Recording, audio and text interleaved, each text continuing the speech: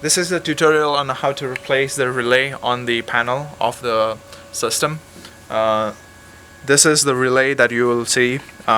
You'll see that it has a number on here. So that number, there's last three letters on there. So that will be either D12 or D24.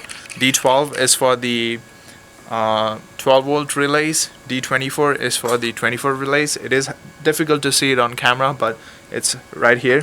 The relay also has these pins in the back on the bottom side of it. They're very delicate. Make sure that they don't get bent.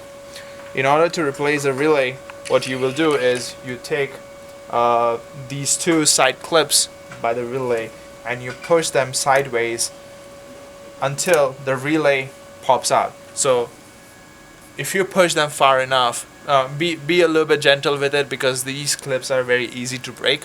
But if you move them correctly, move them gently with firm pressure, you should be able to pop the relay right out. So you can just take the old relay out from here,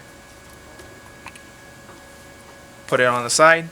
For the new relay, you want to make sure that the lettering is facing downwards this way towards the back of the panel, so it matches up the other two. And make sure when you're putting this in that you have the pins straight and then you're not bending any pins. You don't need to be very forceful about it.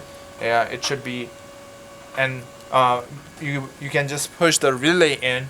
When you push the relay in, the clips should compress back in, and then at the end you can just put the clips back inside.